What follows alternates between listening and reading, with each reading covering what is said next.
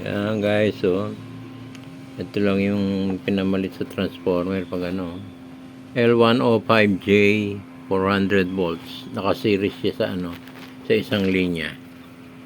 Yan na. Pag ginamit mo yan, wala nang transformer. Yan. Pure rectifier na, apat na diode, no? Bridge rectifier, tsaka yung load ng ano, resistor. Wala na, yun lang. Charger na yun. Ito na yung papunta sa ilaw, ito na yung sa battery.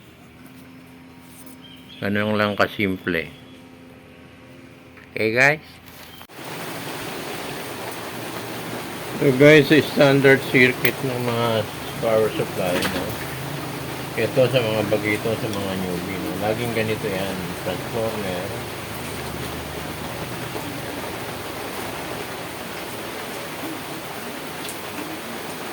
Tapos bridge rectifier, full wave, no?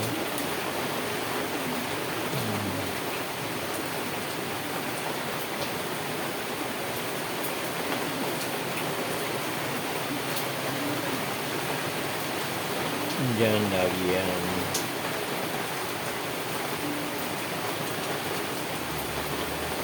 So, negative compound.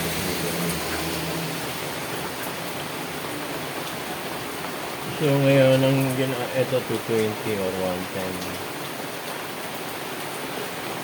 So, ito, binalitan ngayon ng bagong L110 0. Ganito ang pinalit niya. Tapos rectifier na siya.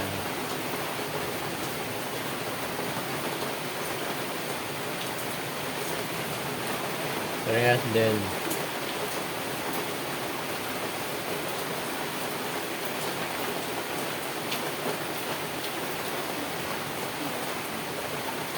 So yan ang pumunta dito sa line. Ayan. Ito hanggang ang particle yan. So ganyan ang ito ngayon ang L1 din. Ito yung pinalit na ngayon yan. L105J 400 volts. So 220 na rin yan ngayon.